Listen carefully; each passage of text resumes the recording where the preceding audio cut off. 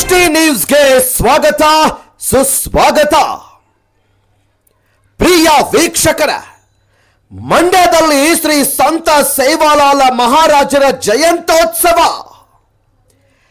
S ವೀಕ್ಷಕರ, ಮಂಡ್ಯದಲ್ಲಿ ದಿನಾಂಕ 15/3/2026 ನಡೆದಿರುವಂತಹ ಶ್ರೀ ಸಂತ ಸೇವಾಲಾಲ ಮಹಾರಾಜರ 287ನೇ ಜಯಂತ್ಯೋತ್ಸವವನ್ನ ನಮ್ಮ ಜನಪ್ರಿಯ ಶಾಸಕರಾದ ಶ್ರೀಯುತ ರವಿಕುಮಾರ್ ಗಣಿಗ್ ಅವರು ಜ್ಯೋತಿ ಬೆಳಗಿಸುವ ಮೂಲಕ ಚಾಲನೆಯನ್ನು ನೀಡಿದ್ರು.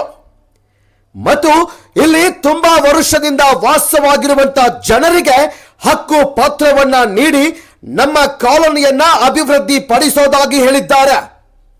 ಹಾಗೂ ಈ ಕಾರ್ಯಕ್ರಮಕ್ಕೆ ಬೆಂಗಳೂರು, ಮಂಡ್ಯ, ಮೈಸೂರು, ಚಾಮರಾಜನಗರದಿಂದ ಲಂಬಾಣಿ ಜನಾಂಗದ ನಾಯಕ್, ಡಾವೋ, ಕಾರ್ಪಾರಿ ಹಾಗೂ ಇನ್ನೂ ಮುಂತಾದ ನಾಯಕರು ನೂರಾರು ಸಂಖ್ಯೆಯಲ್ಲಿ ಭಾಗವಹಿಸಿ ಈ ಕಾರ್ಯಕ್ರಮಕ್ಕೆ ಈ ಜನಾಂಗದ ಬಾಚಹಳ್ಳಿ ದೊಡ್ಡಿಯ ಶಾಲೆಯ ಮಕ್ಕಳಿಂದ ಲಂಬಾಣಿ ನೃತ್ಯ ಹಾಗೂ ಈ ಜನಾಂಗದ ಮಾನ್ಯ ನಾಯಕವರಿಂದ ಭರತನಾಟ್ಯ ನಡೆಯಿತು.